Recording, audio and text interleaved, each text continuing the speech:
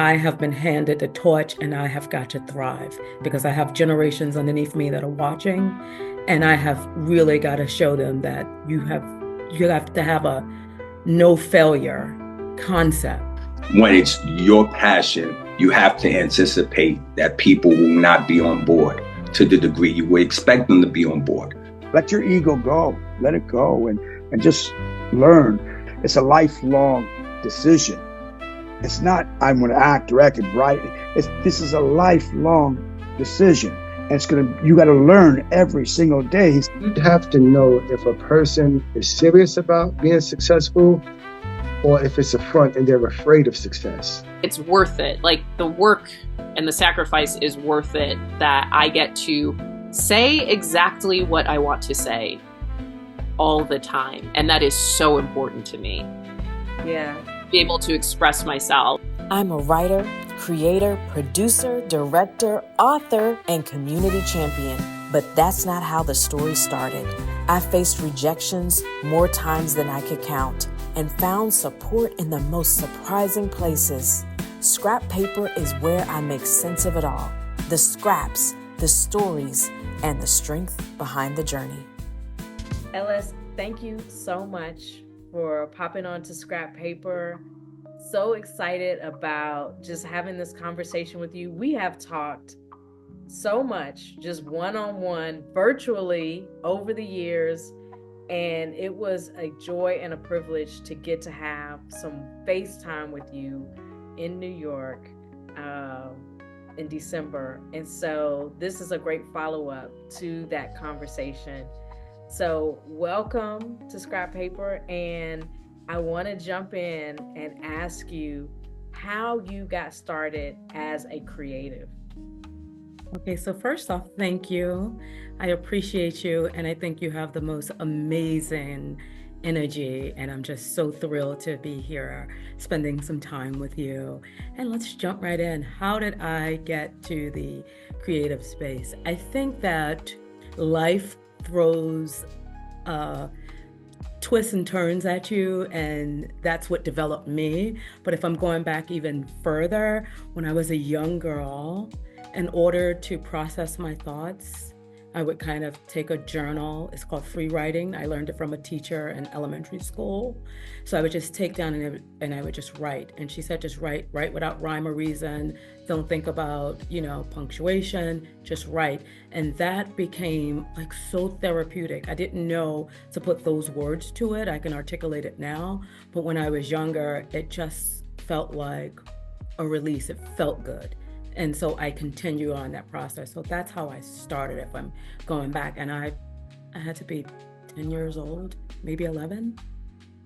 Yeah. And now a brief word from our sponsors. Scrap Paper is all about exploring ideas and pushing boundaries, and so is our sponsor, Epiphany Resources. Success isn't just about knowing what to do, it's about having the clarity and resilience to do it. Epiphany Resources helps leaders and business owners break through the obstacles and grow into their full potential through coaching, mentoring, and speaking. If you're ready to take the next step, visit epiphanyresourcesllc.com. Looking for a career that makes a difference? Piedmont Community Services is hiring passionate people to support mental health, addiction recovery, and community well-being. Whether you're a counselor, case manager, or just someone who cares, there's a place for you on their team. Competitive benefits, a mission-driven culture, and the chance to change lives every single day. Visit piedmontcsb.info to explore job opportunities and to start making an impact today. And now back to Scrap Paper with Natalie K. Hodge. How powerful is that to get that tool at such an early age? And I know you've had a really dynamic life with lots of twists and turns. So having that writing as a vehicle to process emotion, the highs and the lows of it all, to really dig into your creative spirit. I'm so glad you got that gift early on. Tell me how you transitioned from that moment of that encounter with that teacher who downloads this wonderful idea of free writing, and then you take that and you become an author.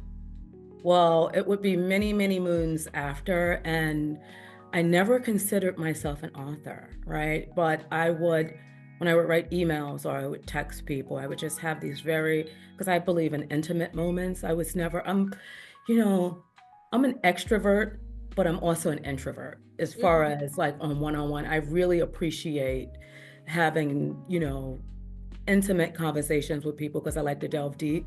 So when I would do emails or texts or just, whatever, life is just life and you're talking with folks, I would always get this feedback about my writing. It wasn't what I was saying, it's how I was saying it, how I would put words together.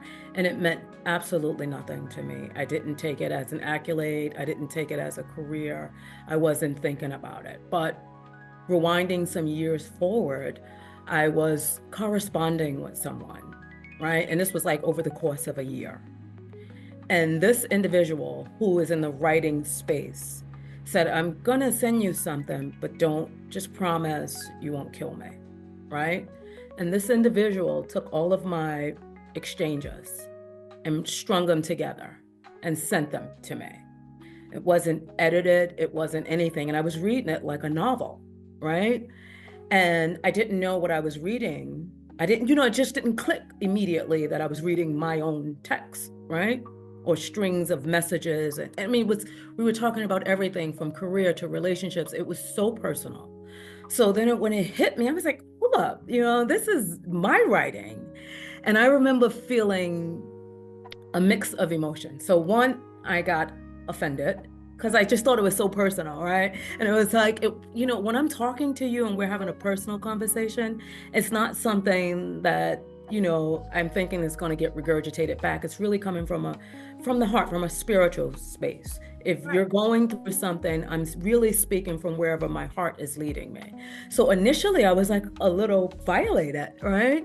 And then I said, if I'm going to tell a story, this wouldn't be a story. That was my, aggressive side coming in. And so I sat down, and that would become the inner workings of the Queenpin's daughter. So I started really freestyle with the Queenpin's daughter, telling this story from a very real emotional place and becoming very vulnerable. And I still didn't know that I wanted to put it out to the world, but after being advised that this was a story that the world needed to hear, and that kind of took on my writing journey from just freestyle writing to just being a person that give it good advice, from just speaking from a place of realness to actually writing to editing to print to L.S. Jones, the author. What was the fear inside? Oh, being exposed. Period. Yeah. I don't even have to think about that. Being exposed, a part of my life, we all have journeys, right? And me, I've always been in hustle grind mode my entire life. I've always worked corporate jobs. I've always had side hustles. So I didn't mix worlds. And this was mixing worlds. And I didn't know that I was ready to do that in the space that I was in, because it was from a very vulnerable place. And I had masked my personal life from my professional life very well up until this point. Right. Let's talk a little bit about some of those hustles. What side hustles, what careers have you had over the years? Interesting. Okay, well, my very first side hustle was in corporate America. Strangely enough, or oddly enough, working for a Fortune 500 printing company. Had no idea of the correlations. That's how the universe works. First, on the onset, I was working for the financial printers, and I didn't think of it as anything. I was an 18-year-old. Just to give a little back history, I was a teen mom. Got my first job at 18, working in corporate America. And that was, to me, it wasn't even a side hustle. It was just, I was able to provide private insurance for my newborn child. And I felt really good about that because I was very young, and in all accounts, I should have been a statistic, but I wasn't. I refused to be a statistic. And so that was my first side hustle, and it would just elevate. So I was in a corporate atmosphere for many, many years, and all throughout my hustles, even working as an entrepreneur, diving in, people make it look pretty, but hustling is hustling. And I would use my corporate jobs to finance my entrepreneurial endeavors. And I'll still do it today if I get in a crunch. Yeah, absolutely. That's one thing that I really admire about you so much is that there is no quit in you. You are going to find a way, and you do it so beautifully. Like you just, the presentation is all there, and I know there's sweat and blood and tears behind the scenes, but when you come out, you step out into it and it is flawless. Oh, thank you. And there's a whole lot of no's. For every yes I've ever received, there's tons of no's, discouraging no's, right? But you can't quit. And I can't take the credit for it. I really come from a tribe of dynamic women, my great grandmother, my grandmother, my mother, and I stand on their shoulders. So I do not take the credit for it. I have just watched them hustle and grind my entire life. When they say from the cradle to the grave, I'm not in the grave yet, but it's in me. It's in my bloodline. And, I have been handed the torch, and I have got to thrive because I have generations underneath me that are watching. And I have really got to show them that you have to have a no failure concept, and you have got to take lemons and be willing to make lemonades. There's always a way out.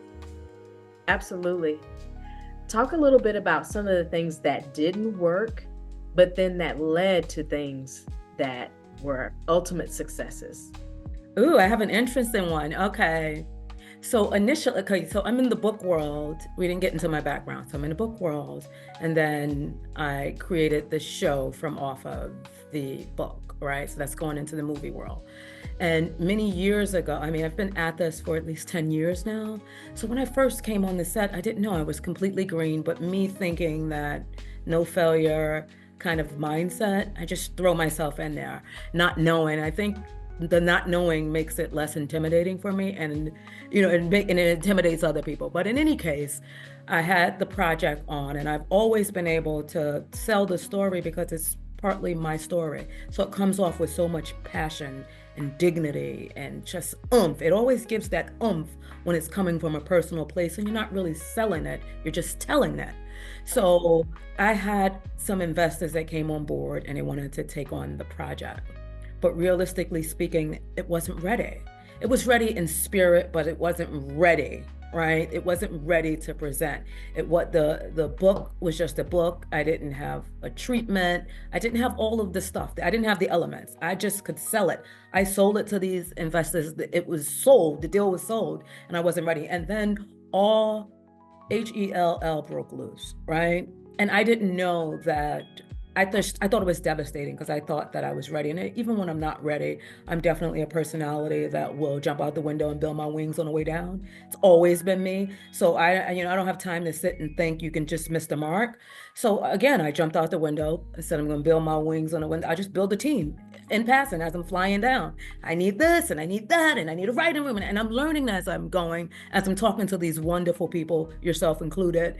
And I'm learning that, oh, okay, that's another element, right? And the project wasn't ready, right? And it fell apart. It fell apart because one of the parties to the deal wanted me to do something that was unethical to me.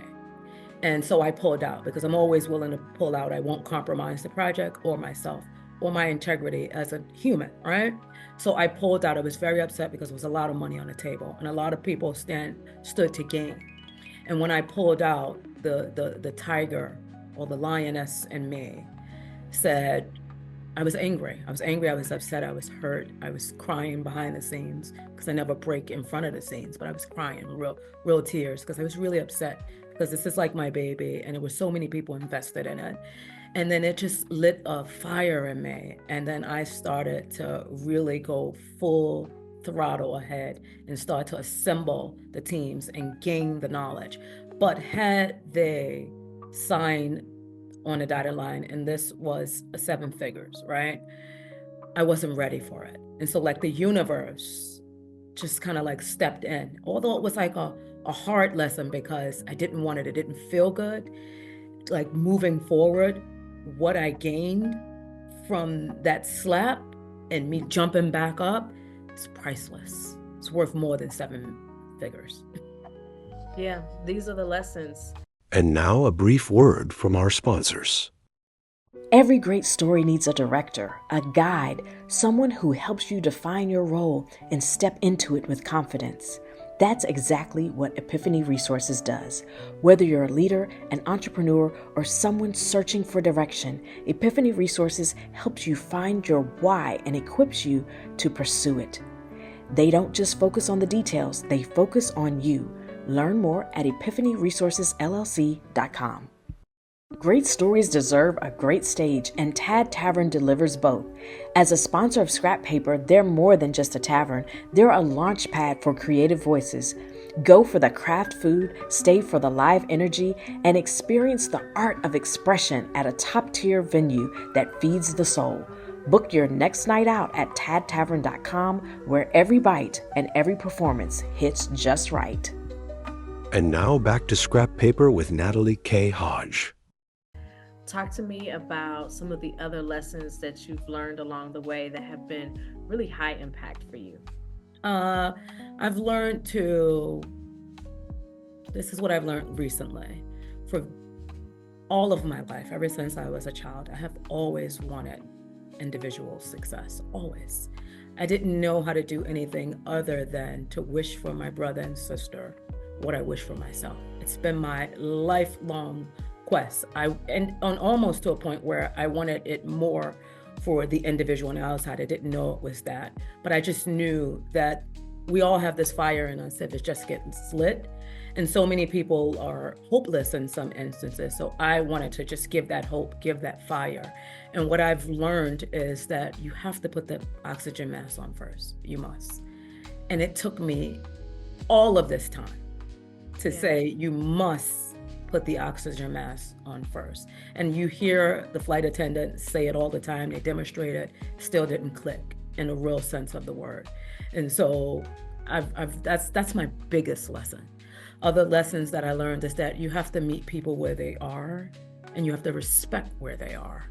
And it doesn't matter if you want the absolute best, or if you see the genius in them. It's more important for them to see the genius in themselves, and they have to go through their journey, and you can't compromise their journey because it won't work. The universe will throw a force and knock you on your rear end. So that's another lesson that I learned. That is so very real. Tell me what putting the oxygen mask on is for you. What are the ways that you are pouring into yourself to make sure you have the capacity to do what you need to do and to support the others who are there in the space to be supported in the moment? Well, putting the oxygen mask on first for me means mind, body, and spirit. It's a three-pronged approach. That's first of all. So making sure that I'm taking care of my spirit, that I'm feeding my spirit. So I take that time. That can be meditating. That could be working out. It doesn't have to be anything spiritual in the sense that what we understand is spiritual, but spiritually making sure that my inner beings, my inner workings is working okay, that I'm aligned, that there's alignment, and there are certain steps, and we all have something different. Right now, taking care of my spiritual being is taking care of my body and taking care of my mind. So I do a lot of meditating. I work out 6 days a week without fail. Everything goes around my health as opposed to me making the excuses that I'm so busy, because I am extremely busy. There's no time for nothing. And if I relied on that, then that would always be excuse. So I'm removing the excuses. I take time to educate myself on just a litany of topics. One day it's, if I'm into the health sphere, it's that. If I'm into the cooking sphere, it's that. If I'm into the writing world, I take new courses to make sure that I stay abreast on what's going on. And I don't make an excuse. And that is in addition to everything that I'm doing. Sometimes it intimidates people, unfortunately, because I've built many teams for many different things, and you will get the pushback. It's like, well, how are you going to do this? You're so busy. And it's like, we still can do it. You got to move forward. If you stay stuck on all of the things that you need to do, want to do, and desire to do, instead of just going forward and allowing the like leaves on a tree to fall off. Whatever is not supposed to be there, it's just gonna fall off like leaves on a tree. So I don't stay stuck in anything, and I don't allow people to put their burdens on me. Like, your lack of planning is not my emergency.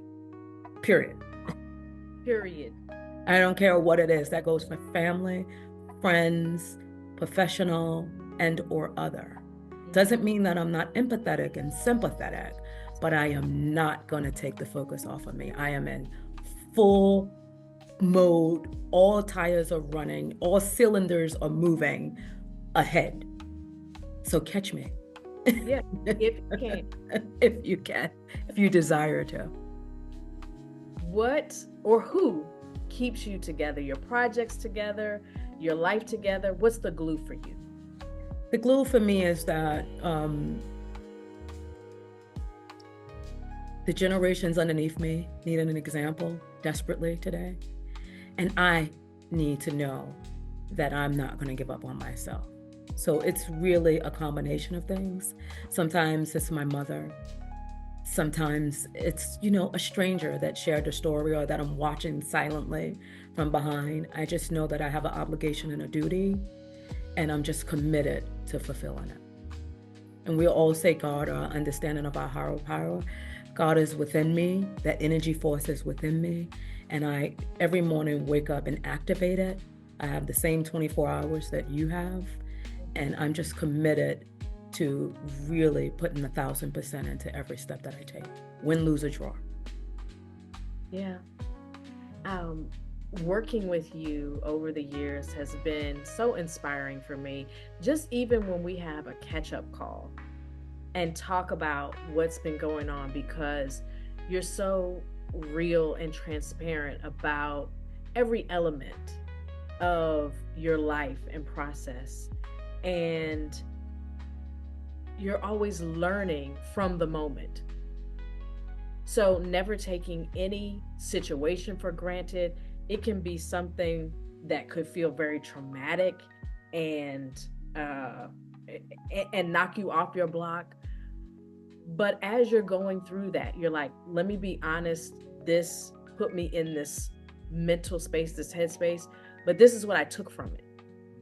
And so I love that you're always in that space of reflection.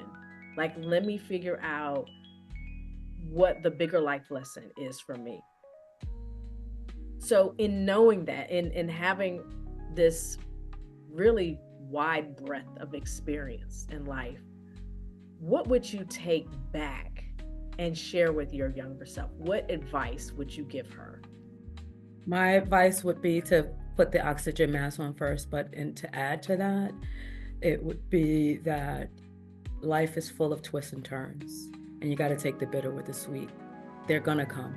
We're on this planet to be tested. That's how you get to the next level. So when you receive the test, you take it on the chin like a champ. And when you need to sit down to, regain your breath or your strength, take that moment to sit down and reflect. And don't be so hard on yourself. I'm super, super hard on myself. So I would tell my younger self to just relax. Just chill, just a little bit. Just a little bit. Doesn't mean stop, just relax. Right, that's right. And it's okay. It's okay. It really is. In thinking about all these many things you have going on in, your holistic self, your mind, body, and spirit, your professional journey, your personal life, what do you see as the next thing for you? The next thing to me is elevating and being a better version than I am right now. I'm always looking at myself in the mirror. I definitely keep the lens pointed at me, and I just want to be better than who I am today. Tomorrow, I think that you have to dig deep, and you have to really be honest with yourself and transparent, and you just have to push, and you have to want it. And right now I want it so badly. It's just like this taste that I can't satisfy. And that's that cradle to the grave. And I don't want to satisfy it, because life for me is like, how when you're in a hospital and they have the heartbeat, and so for some people, life is like this flat line, right? And flat line equals death. When it's like, zoo. So I never want the flat line. I want the zigzags. And that's the highs and the lows. Yeah. That's tough, because we often imagine the journey just being up here. When we're in the low, like all we can think about is like, let's get back to up here. But there's a lack of appreciation when you're just traveling up here. And the elevating happens sometimes after being in a valley experience. Well, you need the valley experience in order to get the elevation. And a lot of us don't understand that. We just want to reach the end. But the journey is what prepares you. The journey is where the lessons come, in my opinion, in my humble opinion. Well, this has been incredible, as I knew it would be. Thank you for taking the time out of your schedule, your you time, your focus time. I know you have so much going on, but I am, as I mentioned, inspired by you and happy to have you in my circle, happy to call you friend, happy to just be able to receive words of inspiration from you when we get to sit down and talk. And so I know the people will be blessed by this conversation. So LS, keep on keeping on. Thank you. And I just would like to close by saying thank you. I appreciate you. And more than appreciating you, I appreciate your brilliance. You are a wonderful human being on this planet. And folks are equally blessed to just have your presence. I am watching your journey. I am in full support of your journey. And I just want to see all that awaits you. You are a brilliant work of art. Keep going.